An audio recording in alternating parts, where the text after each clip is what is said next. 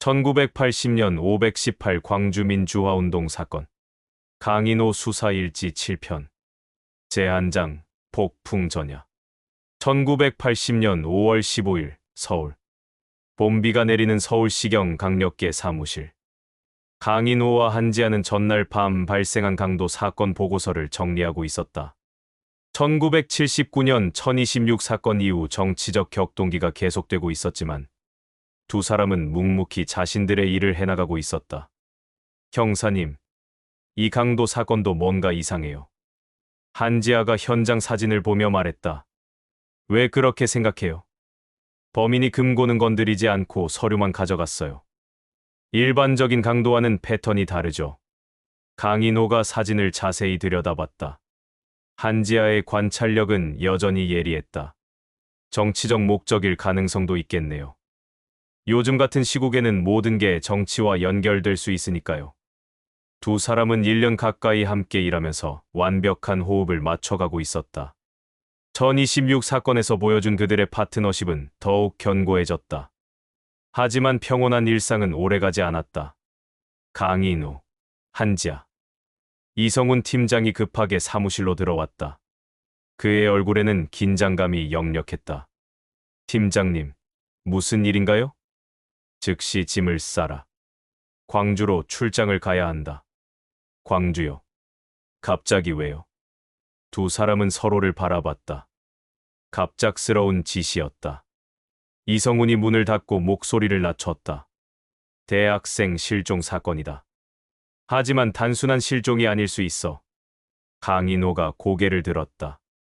어떤 뜻인가요? 윤태민이라는 전남대 학생이 사흘 전부터 행방불명이다.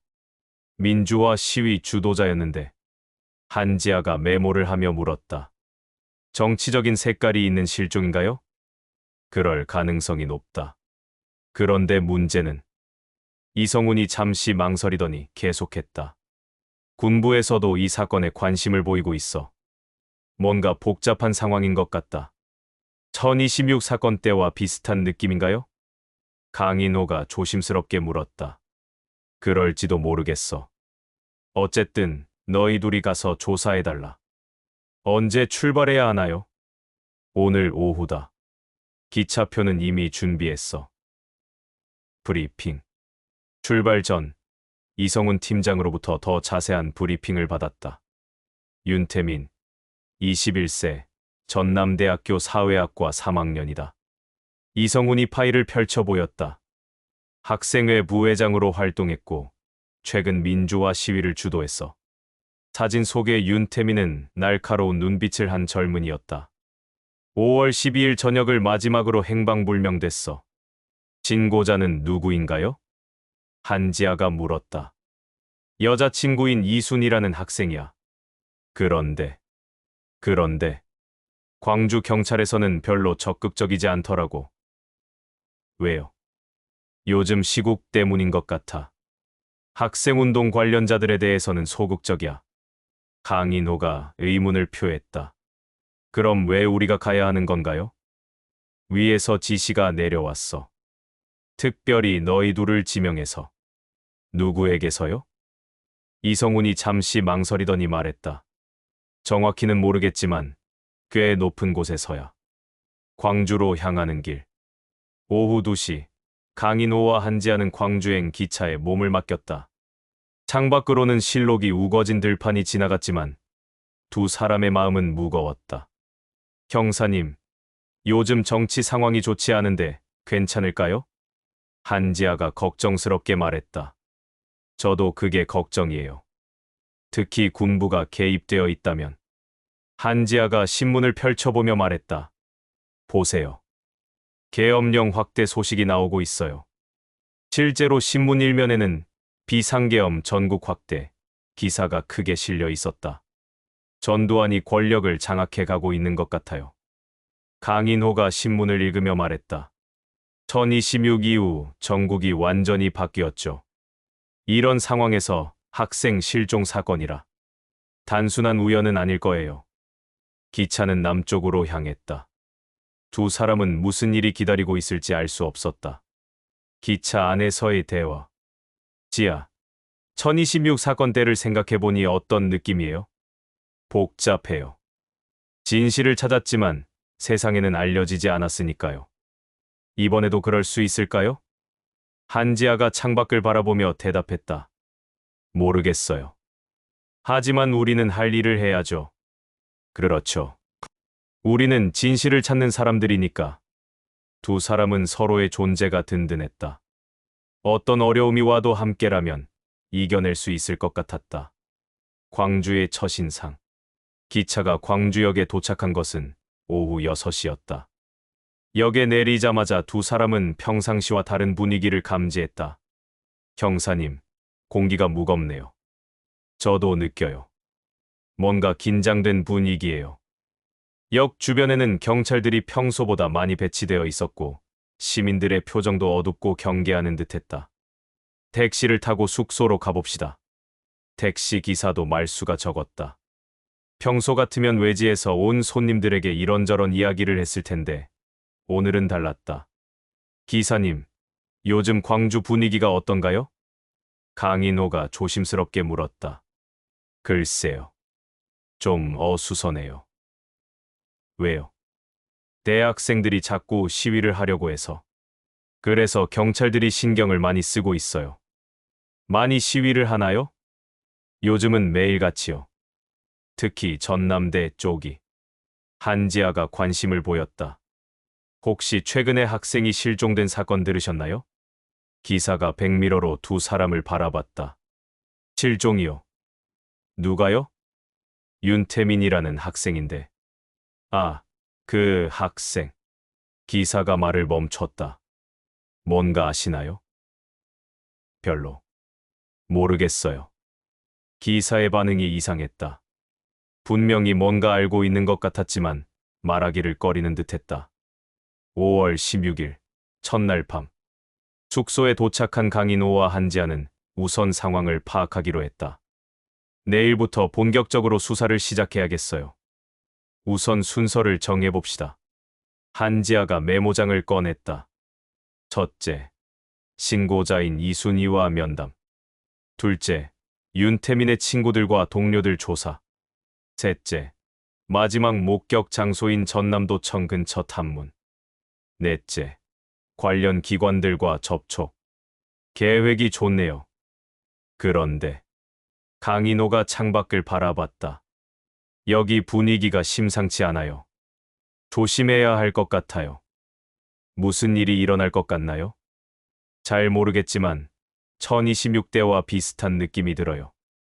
두 사람은 일찍 잠자리에 들었다. 내일부터 시작될 수사에 대비해야 했다. 제2장 실종자의 그림자. 5월 17일 아침 전남대학교로. 아침 일찍 강인호와 한지아는 전남대학교를 찾았다. 캠퍼스는 평상시보다 삼엄한 분위기였다. 경찰들이 곳곳에 배치되어 있었고 학생들은 작은 그룹을 이루어 웅성거리고 있었다. 학생들 표정이 좋지 않아요. 뭔가 큰일이 일어날 것 같은 분위기네요. 두 사람은 학생과에 가서 윤태민에 대한 기본 정보를 확인했다. 윤태민 군은 모범적인 학생이었습니다. 학생과 직원의 말이었다. 성적도 우수하고 리더십도 뛰어났어요. 최근에 특별한 일은 없었나요? 글쎄요. 학생회 활동을 열심히 하긴 했지만 직원이 말을 흐렸다. 학생회 활동이 문제가 될 만한 것이었나요? 요즘에는 모든 학생회 활동이 정치적으로 해석될 수 있으니까요. 첫 번째 증인 박철수. 윤태민의 같은 과 친구인 박철수를 만날 수 있었다. 그는 도서관에서 두 사람을 기다리고 있었다. 경찰분들이시죠? 박철수는 20세 정도에 말랐지만 눈빛이 또렷한 청년이었다. 네. 윤태민 군에 대해 몇 가지 질문드리려고 해요. 태민이를 찾으신 거죠? 맞습니다. 언제 마지막으로 보셨나요? 박철수가 잠시 생각하더니 대답했다. 5월 14일 오후였어요. 전남도청 근처에서 봤습니다. 무엇을 하고 있었나요? 누군가와 만나는 것 같았어요. 그런데 박철수가 망설이더니 조용히 말했다. 태민이의 표정이 좋지 않았어요. 무서워하는 것 같았거든요. 한지아가 메모하며 물었다. 누구와 만나고 있었는지 보셨나요? 잘 보이지 않았지만 중년 남자였던 것 같아요. 검은 모자를 쓰고 있었어요. 검은 모자요? 네. 그리고 정장을 입고 있었어요. 대화 내용은 들으셨나요? 너무 멀어서 들리지 않았어요. 하지만 태민이가 고개를 계속 저었어요. 거절하는 듯한 모습이었나요? 그런 것 같았어요. 강인호가 중요한 질문을 했다. 혹시 그 남자를 다른 곳에서도 본 적이 있나요? 글쎄요. 확실하지는 않지만 학교 근처에서 몇 번 본 것 같아요. 언제부터요? 한 일주일 전부터요. 태민이 주변에서 자주 봤어요. 두 번째 증인 김미영. 윤태민의 선배인 김미영은 학생회 간부였다. 그녀의 진술은 박철수와 달랐다. 태민이는 5월 13일 밤에 저한테 전화했어요. 김미영은 22세의 의젓한 여학생이었다. 무슨 내용이었나요? 우리 내부에 문제가 있다고. 조심해야 한다고 했어요. 강인호가 관심을 보였다. 내부 문제라니. 구체적으로 어떤? 학생회 내부에 정보를 빼돌리는 사람이 있다는 얘기였어요. 정보를 누구에게요? 그건 정확히 말하지 않았어요. 하지만 위험한 사람들이라고 했어요. 한지아가 자세히 물었다.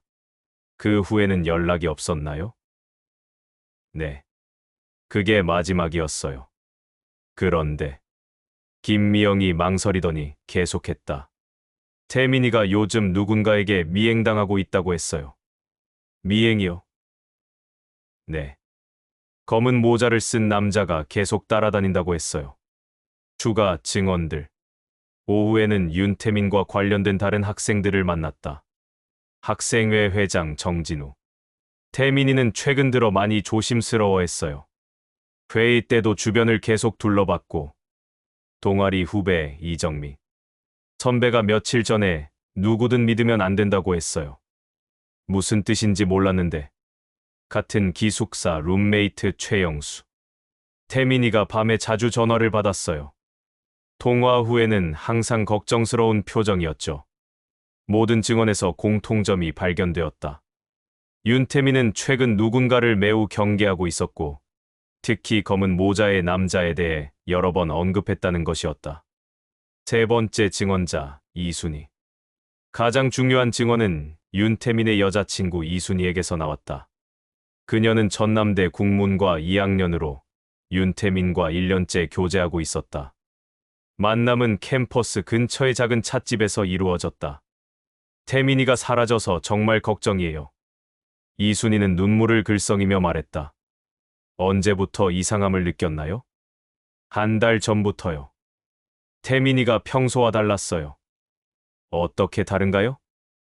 예전에는 무슨 일이 있어도 저에게 다 얘기했는데, 최근에는 혼자 고민하는 일이 많아졌어요. 한지아가 공감하며 물었다. 구체적으로 어떤 변화였나요? 첫째, 누군가에게 미행당한다고 자주 말했어요. 둘째, 학생회 사람들을 의심하기 시작했어요.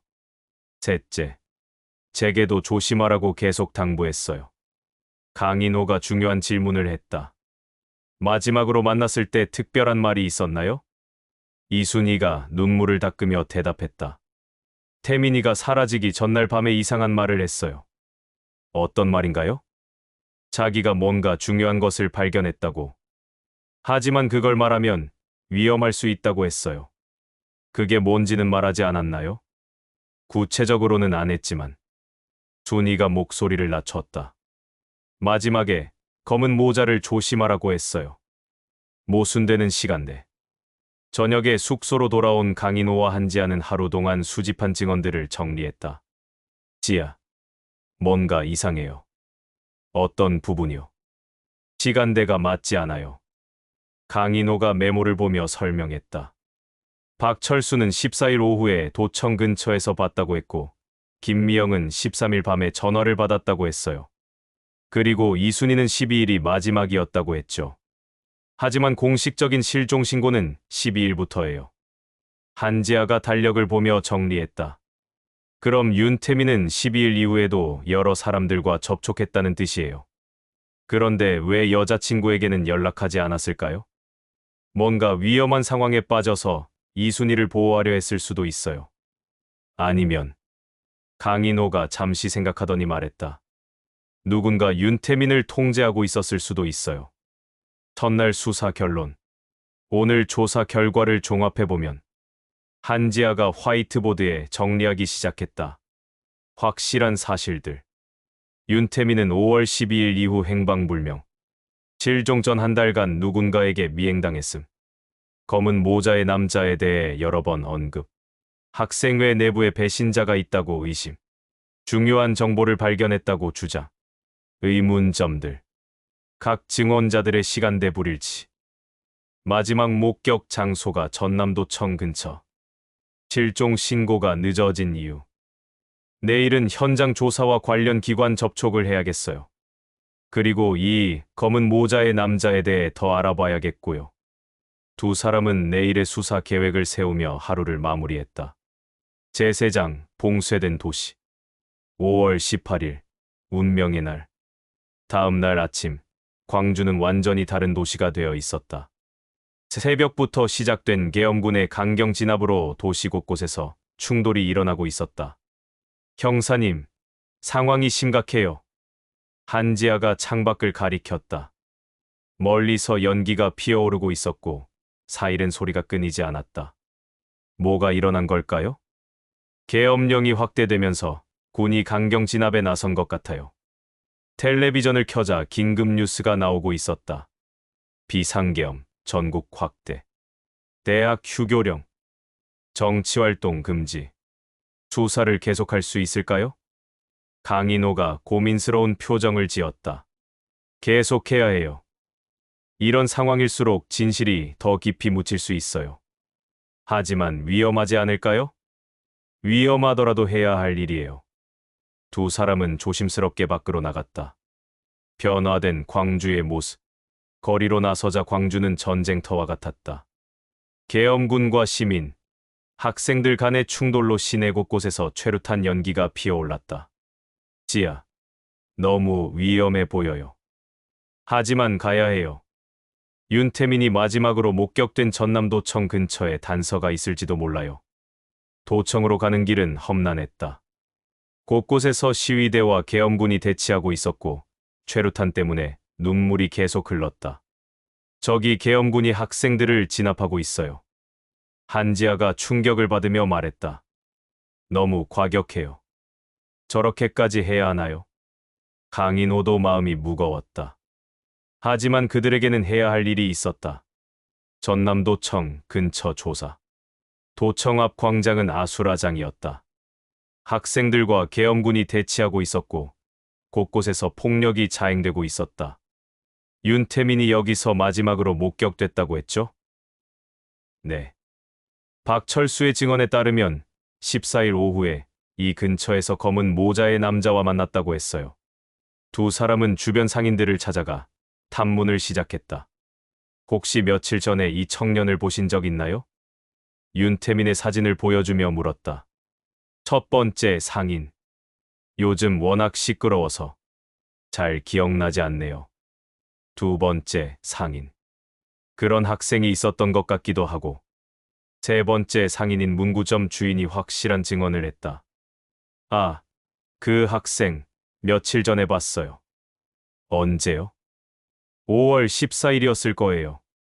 오후 3시쯤. 누구와 함께 있었나요? 중년 남자와 함께 있었어요. 그런데 분위기가 좋지 않았어요. 어떻게요? 학생이 화난 것 같았고 남자는 계속 설득하는 듯 했어요. 한지아가 자세히 물었다. 그 남자의 특징을 기억하시나요? 검은 모자를 쓰고 있었어요. 그리고 선글라스도 끼고. 대화 내용은 들으셨나요? 멀어서 정확히는 못 들었지만 학생이 절대 안 된다고 소리치는 걸 들었어요. 그 후에는 남자가 학생의 팔을 잡고 어디론가 데려갔어요. 어느 쪽으로요? 저쪽. 뒷골목 쪽으로요. 뒷골목 조사. 문구점 주인의 안내를 받아 뒷골목을 조사했다. 좁고 어두운 골목이었다. 여기가 윤태민이 마지막으로 목격된 곳일 가능성이 높아요. 강인호가 주변을 살펴봤다. 지야, 여기 뭔가 있어요. 땅에 떨어진 학생증이 있었다. 이름을 확인하니 윤태민이었다. 드디어 물증을 찾았네요. 하지만 이상해요. 학생증을 이렇게 떨어뜨릴 리가 없는데 의도적으로 남긴 걸까요? 아니면 급박한 상황에서 떨어뜨린 거거나. 한지아가 주변을 더 자세히 살펴봤다. 형사님, 여기 차 자국이 있어요. 정말이네요. 꽤 큰 차의 자국인 것 같아요.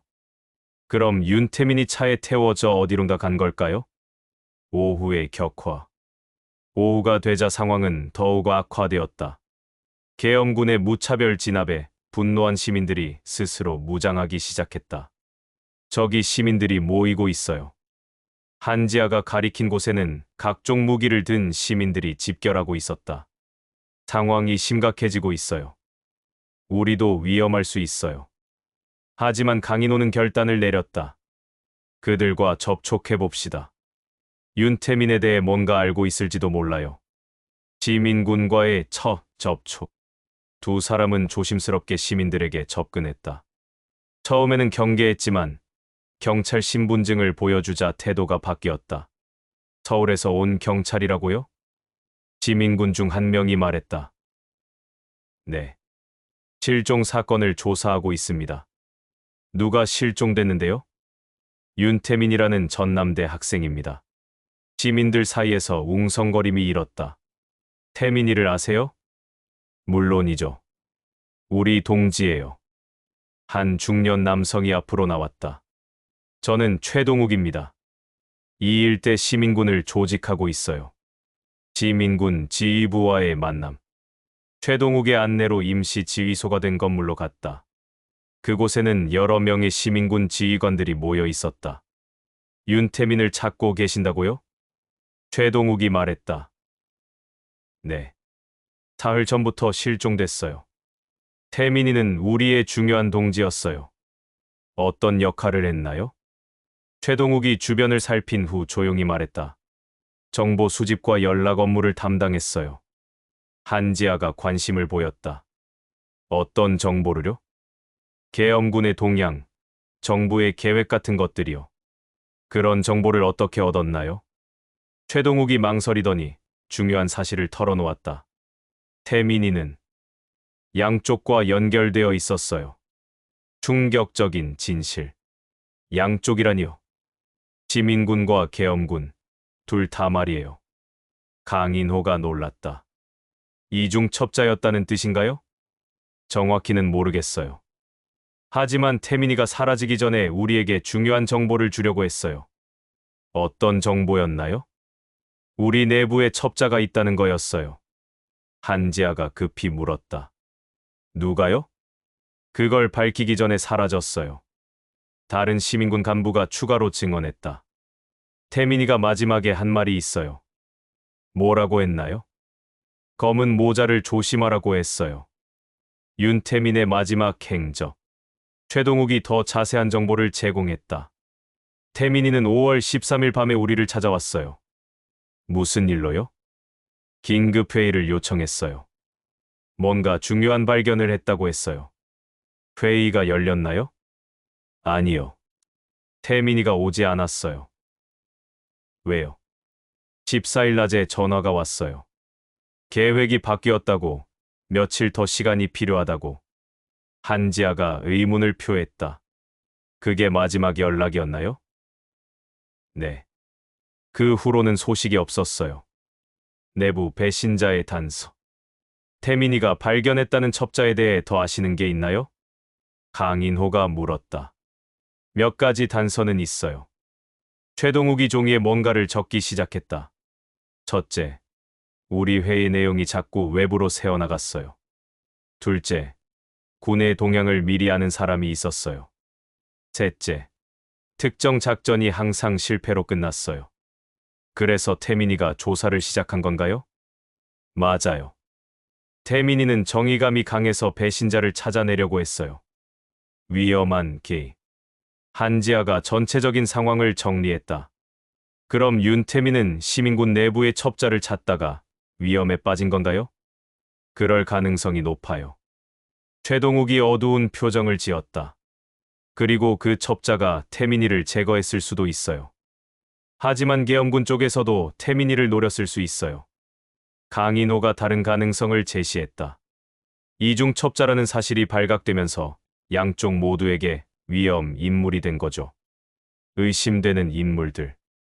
최동욱이 조심스럽게 입을 열었다. 태민이가 의심했던 사람들이 있어요. 누구인가요? 확실하지는 않지만 그가 5개의 이름을 적었다. 박영수 학생운동 핵심 간부, 김철민 시민군 무기고 지휘자, 이상호 신원 불명의 남자, 정밀한 병원 관계자, 조성택 검은 모자의 남자. 이 중에 누군가가 배신자일 가능성이 있어요. 한지아가 명단을 보며 말했다. 각각 윤태민과 어떤 관계였나요? 각 용의자의 관계. 최동욱이 설명했다. 박영수는 학생회에서 태민이와 경쟁 관계였어요. 김철민은 시민군에서 태민이와 함께 일했고요. 이상호는 최근에 나타난 인물인데 태민이가 특히 조심하라고 했어요. 정미라는 부상자들을 치료하는 의사인데 태민이가 의심하고 있었어요. 조성택은 그 검은 모자의 남자예요. 강인호가 정리했다.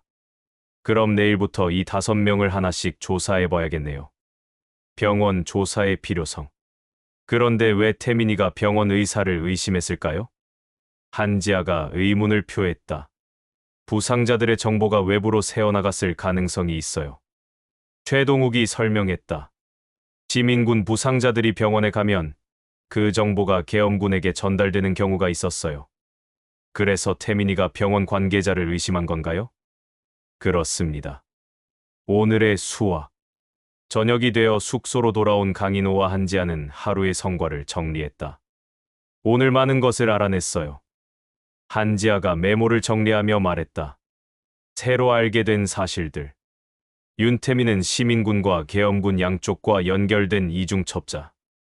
시민군 내부 배신자를 추적하고 있었음. 5월 13일 긴급회의를 요청했으나 나타나지 않음. 5명의 구체적인 용의자 확인. 내일부터 본격적인 용의자 조사를 시작해야겠어요. 강인호가 창밖을 바라보며 말했다. 하지만 상황이 계속 악화되고 있어요. 그래도 해야 할 일이에요. 맞아요. 윤태민을 위해서라도. 제 내장, 붉은 교차로. 5월 19일, 금남로의 비극. 다음 날 오후, 강인호와 한지아는 금남로에서 대규모 충돌을 목격했다. 시민들이 평화롭게 행진하고 있을 때 갑자기 총성이 울렸다. 지아, 땅에 엎드려요. 강인호가 한지아를 바닥으로 끌어내렸다. 무슨 일이에요? 누군가 발포했어요. 총성은 여러 방향에서 들려왔다. 시민들이 비명을 지르며 뛰어다녔다. 저기 사람이 쓰러졌어요. 한지아가 가리킨 곳에 젊은 남자가 피를 흘리며 쓰러져 있었다. 현장 보존과 분석. 혼란이 어느 정도 진정된 후 한지아는 현장을 정밀하게 조사했다. 형사님, 이상해요. 뭐가요? 총탄의 궤적이 일반적이지 않아요. 한지아가 탄흔을 가리키며 설명했다. 계엄군 진지에서 발사된 것도 있지만 다른 방향에서 온 것도 있어요. 다른 방향이라면 시민군이나 일반인이 있을 수 없는 건물 위층에서 발사된 것 같아요. 강인호가 주변 건물을 올려다봤다. 저격수가 있었다는 뜻인가요? 그런 것 같아요. 그리고 목표가 특정 인물이었을 수도 있어요. 탄도학적 분석. 한지아는 과거 공작원 시절의 경험을 살려 더 정밀한 분석을 했다. 이 탄흔을 보세요. 벽에 남은 총탄 자국을 가리켰다. 각도와 깊이를 보면 최소 3곳에서 발사됐어요. 3곳이요? 네. 계엄군 진지, 건물 옥상, 그리고 또 다른 건물에서. 그럼 계획적인 공격이었다는 뜻인가요? 그럴 가능성이 높아요. 제3 세력의 존재. 그럼 계엄군도 시민군도 아닌 제3의 세력이 있다는 건가요? 그런 것 같아요. 한지아의 분석은 충격적이었다. 양쪽을 더욱 대립시키기 위해 의도적으로 혼란을 조성한 거예요. 그럼 윤태민의 실종도 이런 세력과 관련이 있을 수 있어요. 강인호가 전체적인 그림을 그리기 시작했다. 윤태민이 발견한 건 단순한 내부 배신자가 아니라 이런 제3 세력의 존재였을 수도 있어요. 부상자 구호. 총격 후 여러 명의 부상자가 발생했다. 강인호와 한지아는 구호 활동을 도우면서 정보를 수집했다. 부상자들을 어느 병원으로 이송하나요? 조선대병원과 전남대병원으로 나누어서 보내고 있어요. 조선대병원. 그곳이 윤태민이 입원했다가 사라진 곳이죠. 맞아요. 한지아가 중요한 결정을 했다. 부상자를 따라가서 병원을 조사해 봅시다. 조선대병원 재방문. 병원은 부상자들로 인해 아수라장이었다. 응급실에는 총상 환자들이 계속 들어오고 있었다. 며칠 전에 왔을 때보다 훨씬 바빠요. 윤태민을 치료했던 의사를 다시 만나봅시다. 하지만 박준호 의사는 매우 바빴다. 수술이 끝난 후에야 잠깐 시간을 낼 수 있었다. 윤태민에 대해 추가로 알아낸 것이 있나요? 그게 이상한 일이 있었어요. 무엇인가요? 며칠 전에 누군가 윤태민의 의료 기록을 요구했어요. 누가요? 정부 기관 사람이라고 했는데 구체적으로 어느 기관이요? 정확히는 말하지 않았어요. 그냥 신분증만 보여주고 갔어요. 한지아가 중요한 질문을 했다. 그 사람의 특징을 기억하시나요? 검은 모자를 쓰고 있었어요. 조성택의 흔적. 또 검은 모자네요. 강인호가 중얼거렸다. 윤태민 사건과 관련된 모든 곳에 이 검은 모자의 남자가 나타나요. 그 사람이 누구든 체계적으로 증거를 인멸하고 있는 것 같아요. 박 이사가 추가 정보를 제공했다. 그 사람이 가져간 건 의료 기록뿐만 아니었어요. 또 뭐가 있었나요? 윤태민의 개인 소지품도 가져갔어요. 어떤 소지품들이요? 옷, 신발, 그리고 작은 수첩 같은 것도 있었어요. 한지아가 놀랐다. 수첩이요? 네. 뭔가 적혀 있는 것 같았어요. 첫 번째 용의자 조사 박영수. 병원을 나온 후 두 사람은 첫 번째 용의자인 박영수를 찾아갔다. 그는 전남대 학생회 간부였다. 만남은 캠퍼스 근처의 조용한 카페에서 이루어졌다. 박영수 씨, 윤태민과 마지막으로 언제 만났나요? 5월 13일이었어요. 무슨 이야기를 나눴나요? 박영수가 불편한 표정을 지었다. 개인적인 얘기였어요. 구체적으로요? 태민이가 제게 이상한 제안을 했어요. 어떤 제안인가요? 학생회에서 제 역할을 줄이자는 거였어요. 한지아가 동기를 파악했다. 그 제안을 어떻게 생각하셨나요? 기분 나빴죠. 우리는 같은 편인데 왜 그런 말을 하는지. 혹시 다른 이유가 있었을까요? 태민이가 저를 의심하고 있었던 것 같아요. 박영수의 해명. 뭘 의심했다고 생각하세요? 정보 유출 같은 걸 의심한 것 같아요. 박영수가 답답해하며 말했다. 하지만 저는 그런 일 절대 안 했어요. 증명할 수 있나요? 물론이에요. 5월 14일에는 하루 종일 다른 학생들과 함께 있었어요.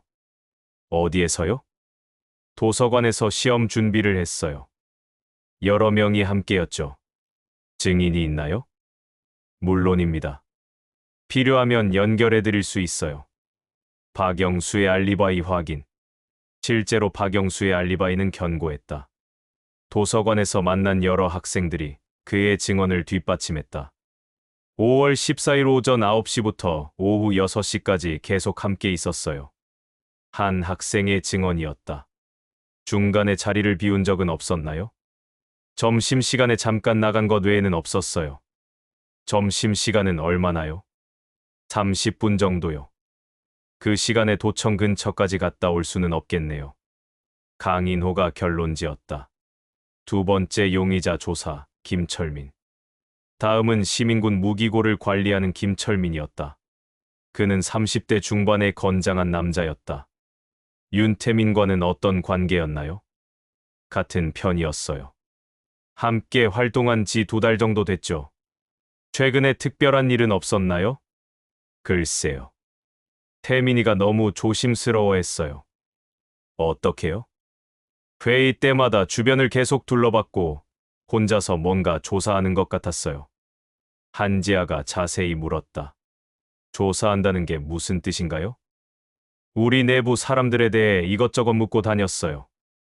예를 들면 언제부터 활동을 시작했는지, 어떻게 합류하게 됐는지, 김철민의 알리바이, 5월 14일에는 뭘 하고 계셨나요? 무기고를 정비하고 있었어요. 혼자요? 아니요. 다른 동지들과 함께였어요. 몇 명 정도요? 5명 정도 됐죠.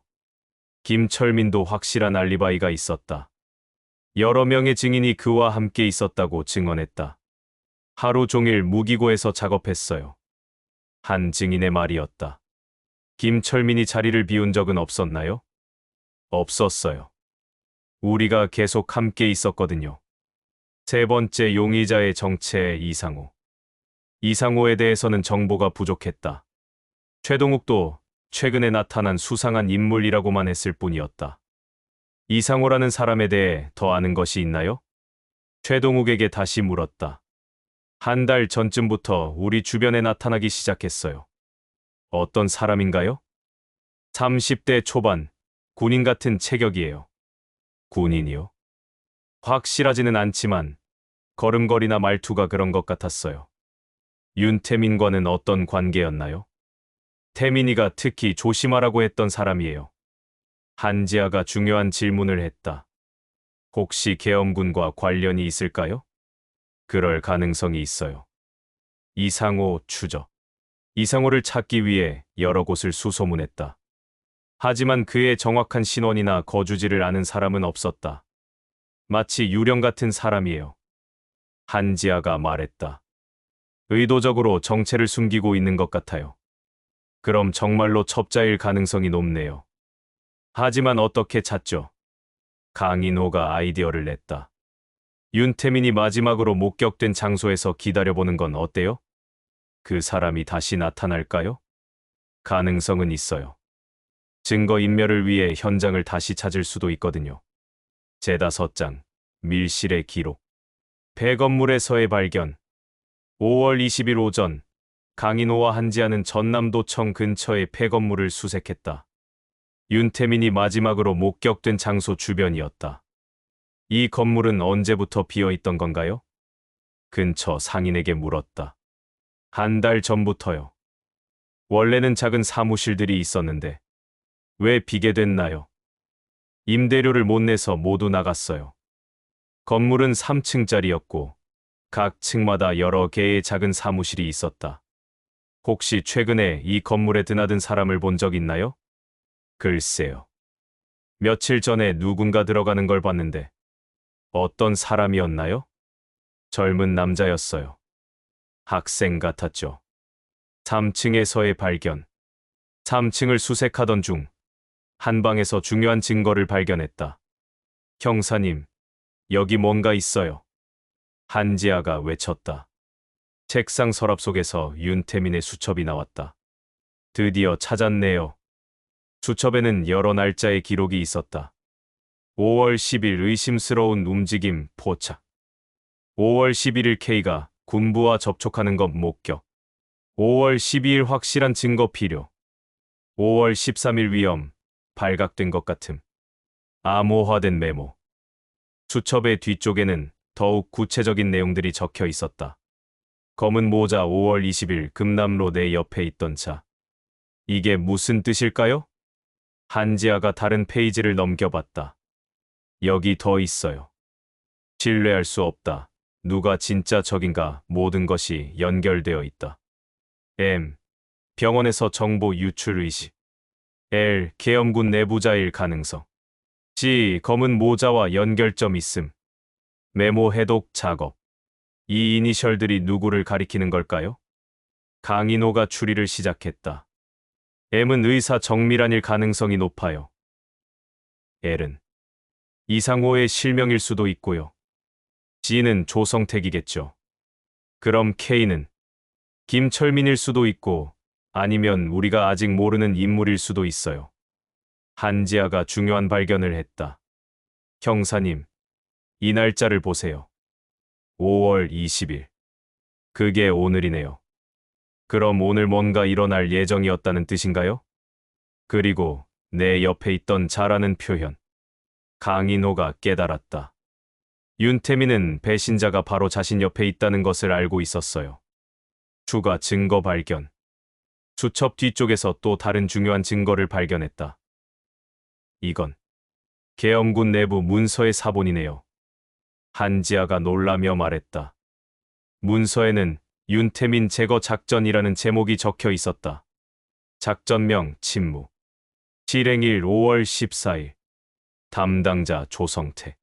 방법 납치 후 은밀 처리. 목적 정보 유출 방지. 이것은 결정적인 증거네요. 강인호가 말했다. 조성택이 진짜 범인이라는 증거예요. 조성택에 대한 추가 정보. 문서를 더 자세히 살펴보니 조성택에 대한 정보도 있었다. 조성택 가명. 소속 정보부 특수공작팀. 임무 광주 지역 정보 공작 및 불순분자 제거. 특징 검은 모자, 선글라스 착용. 이제 조성택의 정체가 확실해졌어요. 한지아가 말했다. 정보부 소속 공작원이었군요. 그럼 윤태민을 죽인 건 조성택인가요? 아직 확실하지는 않아요. 하지만 가능성이 높아요. 네 번째 용의자 조사 정밀한. 조선대병원의 응급실 의사 정밀한과의 면담은 병원 휴게실에서 이루어졌다. 의사 선생님, 윤태민 환자에 대해 다시 질문드리려고 해요. 네, 말씀하세요. 정밀한은 30대 초반의 차분한 인상의 여의사였다. 환자가 입원했을 때 정확히 어떤 상태였나요? 외상이 있었지만 생명에는 지장이 없었어요. 구체적으로 어떤 외상이었나요? 머리에 타박상과 몸 곳곳에 멍이 있었어요. 폭행당한 흔적이었나요? 정밀한이 잠시 망설이더니 대답했다. 그럴 가능성이 높았어요. 의료 기록의 조작. 그런데 환자가 갑자기 사라진 것으로 알고 있는데요. 네. 그게 이상했어요. 어떻게 이상한가요? 밤중에 누군가 와서 환자를 데려갔어요. 누가요? 정밀한이 불안한 표정을 지었다. 다른 병원으로 전원시킨다고 했어요. 확인해 보셨나요? 그때는 워낙 혼란스러워서. 한지아가 의심스러운 점을 짚었다. 하지만 의료 기록에는 사망으로 되어 있다던데요. 정밀한의 얼굴이 창백해졌다. 그건 제가 선생님이 수정하신 건가요? 협박을 받았어요. 협박의 내용. 누구에게서 협박을 받으셨나요? 검은 모자를 쓴 남자에게서요. 조성택인가요? 이름은 모르겠지만 정부 기관 사람이라고 했어요. 뭐라고 협박했나요? 정밀한이 떨리는 목소리로 대답했다. 환자는 죽었다고 기록하라고 했어요. 왜요? 그러지 않으면 제 가족들이 위험하다고 했어요. 가족들이요?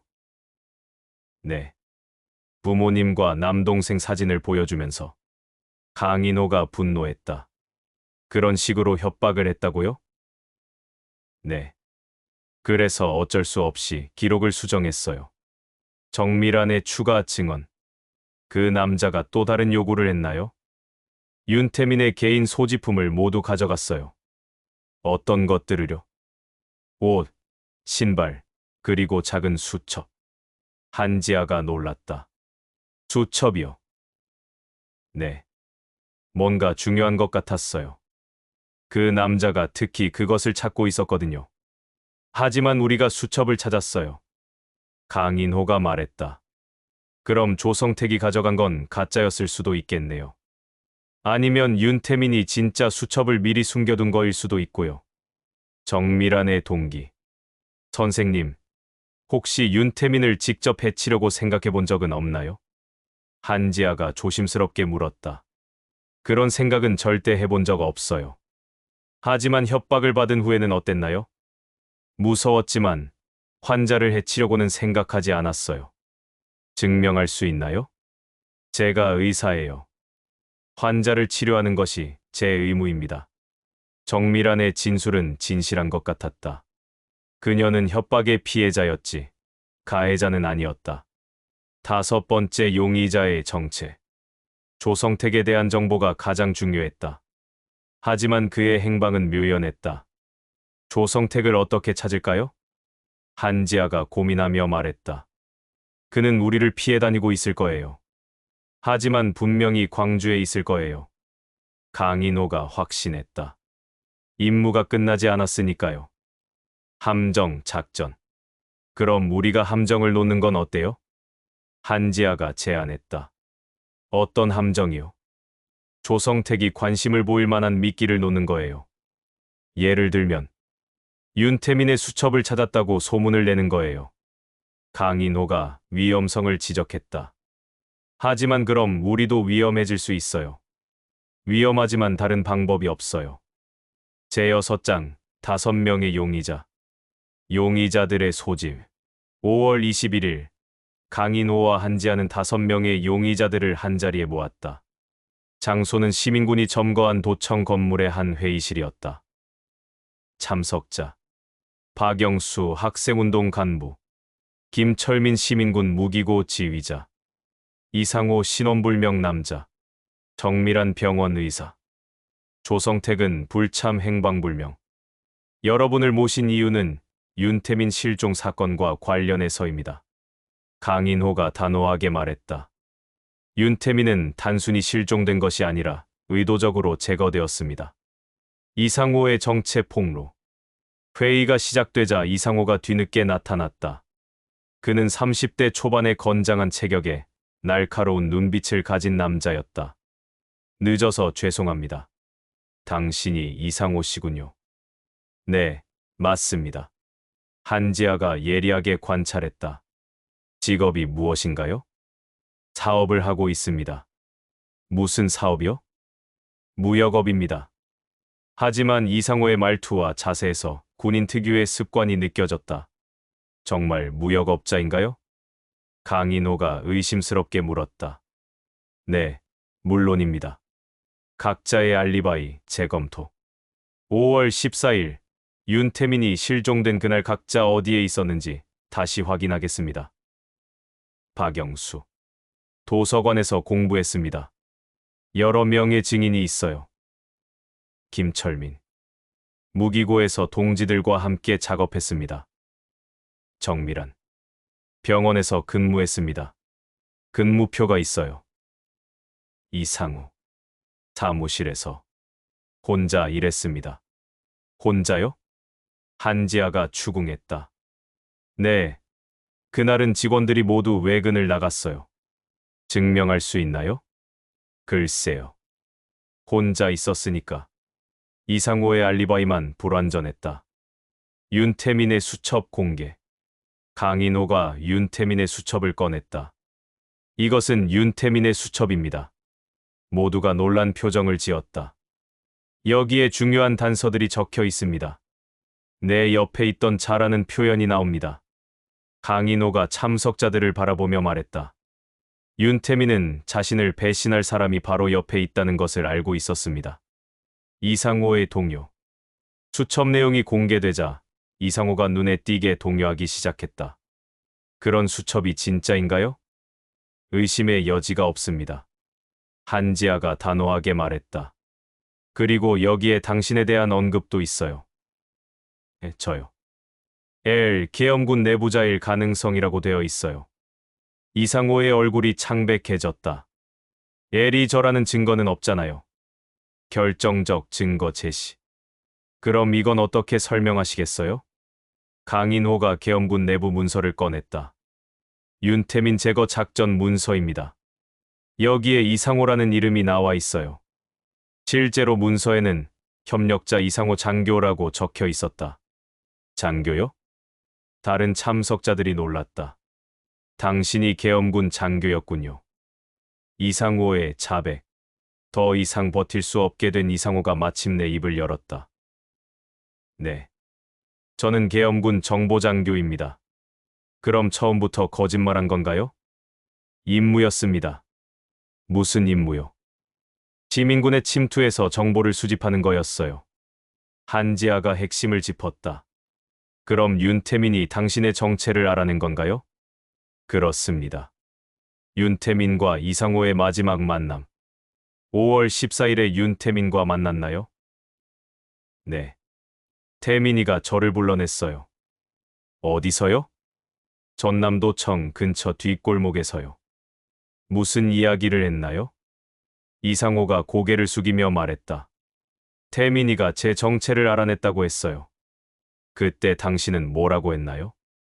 부인했어요. 하지만 태민이는 확신하고 있었어요. 범행의 동기. 그래서 윤태민을 죽인 건가요? 아닙니다. 이상호가 급히 부인했다.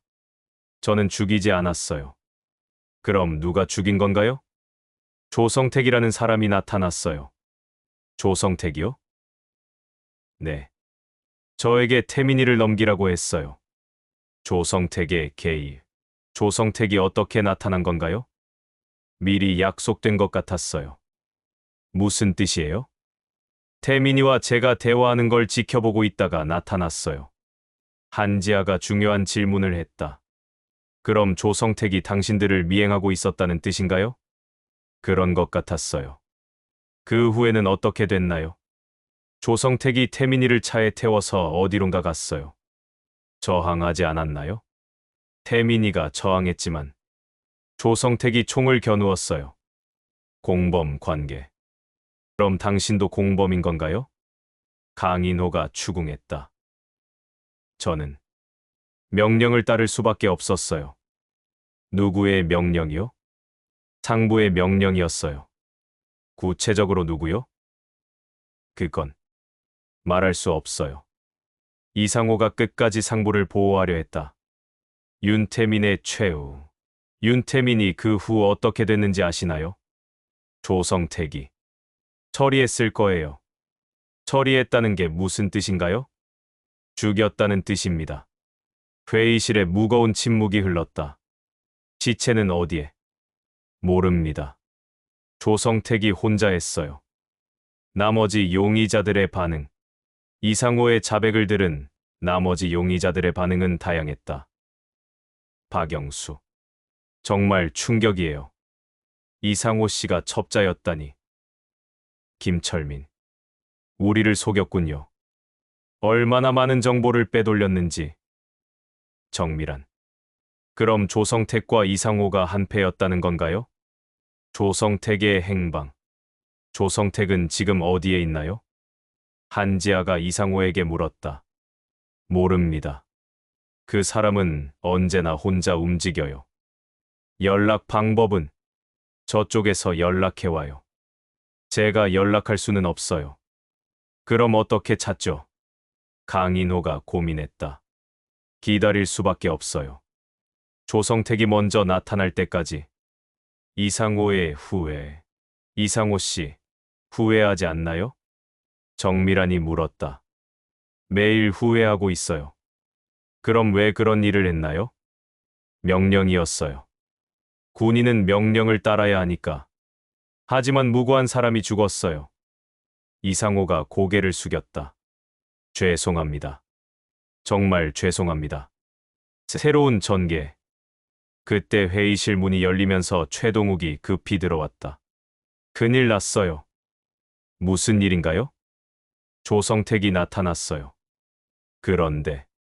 그런데 인지를 데리고 있어요. 누구를요? 이순희를 납치했어요. 강인호와 한지아가 놀랐다. 윤태민의 여자친구요?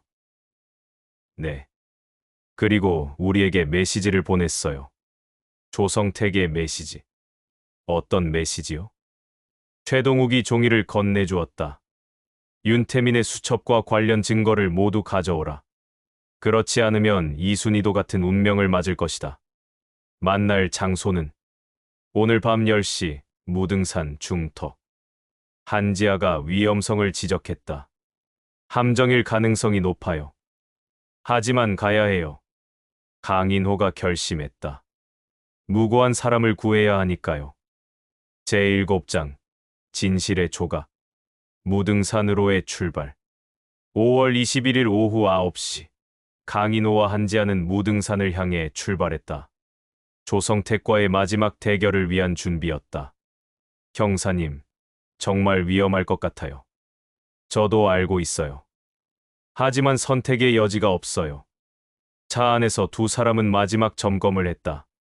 조성택의 목적이 뭔지 정확히 파악했나요? 증거 인멸과 입막음이겠죠. 그리고 우리까지 제거하려 할 거예요. 한지아가 무기를 점검하며 말했다. 하지만 우리에게는 진실이 있어요. 무등산 중턱의 만남. 밤 10시 정각, 지정된 장소에 도착했다. 어둠 속에서 손전등 하나가 깜빡이고 있었다. 저기 있어요. 강인호가 가리켰다. 조성택이 이순이를 인질로 잡고 서 있었다. 이순이는 입에 재갈을 물고 손이 묶인 채였다. 왔군. 조성택의 목소리가 어둠 속에서 들려왔다. 이순이를 풀어주세요. 먼저 수첩과 문서를 내놓아라. 조성택과의 대면. 가까이 다가가자 조성택의 모습이 선명하게 보였다. 40대 중반의 냉혹한 인상에 검은 모자를 쓰고 있었다. 당신이 조성택이군요. 그렇다. 윤태민을 죽인 것도 당신이고요? 증명해봐라. 조성택이 냉소적으로 웃었다. 증거는 충분해요. 한지아가 서류 봉투를 들어 보였다. 여기 당신의 작전 문서가 있어요. 그런 것쯤이야 조작할 수 있지. 진실 폭로 시작. 강인호가 본격적인 추리를 시작했다. 윤태민 실종 사건의 진실을 말해드리겠습니다. 윤태민은 처음에 시민군과 계엄군 양쪽에 정보를 제공하는 이중 첩자처럼 보였습니다. 하지만 실제로는 시민군 내부의 첩자를 찾아내려 했던 정의로운 청년이었어요. 조성택이 표정을 굳혔다. 계속해봐라. 복잡한 관계망 설명. 윤태민이 발견한 것은 단순한 내부 배신자가 아니었습니다. 한지아가 이어받았다. 여러 세력이 서로 다른 목적으로 광주에 침투해 있었어요. 첫째, 이상호 같은 계엄군 정보장교들. 둘째, 당신 같은 정보부 공작원들. 셋째, 아마도 해외 정보기관까지. 조성택이 조금씩 표정이 변하기 시작했다. 제3세력의 정체. 당신의 진짜 임무는 뭐였나요? 강인호가 핵심을 짚었다. 단순히 불순분자를 제거하는 것이 아니라 광주 사태를 더욱 격화시키는 것이었죠. 무슨 소리냐? 금남로 총격 사건을 기억하나요? 한지아가 탄도 분석 자료를 꺼냈다. 여러 방향에서 발포가 있었어요. 계엄군도 시민군도 아닌 제3의 지점에서 말이에요. 당신이 그 제3세력의 일원이었어요. 조성택의 진짜 정체. 당신은 한국 정부 소속이 아니에요. 강인호가 확신에 찬 목소리로 말했다. 해외 정보기관 소속이죠. 조성택이 처음으로 당황한 표정을 보였다. 근거가 뭐냐? 윤태민의 수첩에 있던 메모예요. 한지아가 수첩을 펼쳤다. 모든 것이 연결되어 있다. 진짜 적이 누구인가? 윤태민은 당신의 정체를 알아냈어요. 윤태민의 발견. 윤태민이 발견한 것은 놀라운 사실이었습니다. 강인호가 계속 설명했다. 광주 사태가 단순한 정치적 갈등이 아니라 외부 세력이 개입된 복잡한 공작이었다는 것을. 당신은 한국의 정치적 혼란을 통해 이익을 얻으려는 세력의 일원이었어요. 그래서 양쪽을 더욱 대립시키려 했던 거고요. 조성택이 마침내 본색을 드러냈다. 훌륭한 추리군. 하지만 이미 늦었다. 최후의 대결. 조성택이 총을 꺼내 이순이에게 겨누었다. 어차피 너희도 윤태민과 같은 운명을 맞게 될 것이다. 그 전에 하나만 확인하고 싶어요. 한지아가 말했다. 윤태민의 시체는 어디에 있나요? 그런 걸 알아서 뭐 하려고? 그의 가족에게 알려줘야 하니까요. 조성택이 잠시 망설이더니 대답했다. 무등산 계곡에 묻었다. 이순이 구출 작전. 그 순간을 노려 강인호와 한지아가 동시에 움직였다. 강인호는 조성택에게 달려들고 한지아는 이순이를 구하러 갔다. 지아, 이순이를 먼저. 알겠어요. 조성택과 강인호가 몸싸움을 벌이는 사이 한지아는 이순이의 결박을 풀었다. 조성택의 최후. 격투 끝에 조성택이 제압되었다. 모든 게 끝났어요. 한지아가 조성택을 결박하며 말했다. 아니다. 이건 시작일 뿐이다. 조성택이 마지막까지 저항했다. 더 큰 계획이 있어. 광주는 시작에 불과하다. 무슨 뜻인가요? 한국 전체를 혼란에 빠뜨리는 것이 목표야. 하지만 더 이상의 말은 하지 않았다. 윤태민의 시체 발견. 다음 날 아침, 조성택의 안내로 윤태민의 시체를 찾을 수 있었다. 무등산 깊은 계곡에 매장되어 있었다. 드디어 찾았네요. 한지아가 눈물을 흘렸다. 이제 가족들에게 알려줄 수 있어요. 사건의 전모 정리. 윤태민 실종 사건의 진실이 모두 밝혀졌다. 범인 조성택 해외 정보기관 소속 공작원. 공범 이상호 계엄군 정보장교. 동기 광주 사태 격화 및 증거 인멸. 수범 납치 후 살해. 시체 은닉. 피해자의 진실. 윤태민은 이중 첩자가 아니라 내부 첩자를 찾으려던 정의로운 청년이었다. 이순희와의 재회. 구출된 이순희는 큰 충격을 받았지만 윤태민의 진실을 알게 되어 위로를 받았다. 태민이가 정말 그런 일을 하고 있었던 거예요? 네. 태민이는 진짜 영웅이었어요. 한지아가 위로했다. 나쁜 사람들을 찾아내려다가 희생된 거예요. 그럼 태민이는 잘못한 게 없었던 거네요. 전혀 없었어요. 오히려 모든 사람을 구하려다가 이순이가 울음을 터뜨렸다. 제8장 꺼지지 않는 불꽃. 5월 27일 광주의 마지막 날. 윤태민 사건은 해결되었지만 광주의 비극은 계속되었다. 계엄군의 최종 진압작전이 시작되었고 시민군의 저항도 막바지에 이르렀다. 강인호와 한지아는 도청에서 끝까지 남아있는 시민들과 함께 있었다. 도청의 시계가 새벽 4시를 가리켰다. 방 안은 숨조차 조심스러울 만큼 고요했으나 창밖에서 간헐적으로 들려오는 전차의 굉음은 이 고요가 오래가지 못하리라는 것을 알려주고 있었다. 강인호는 테이블 위에 놓인 윤태민의 수첩을 한참 동안 바라보고 있었다.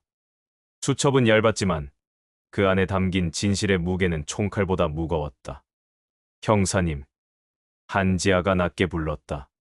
그녀의 눈빛은 굳세면서도 깊은 두려움을 감추고 있었다.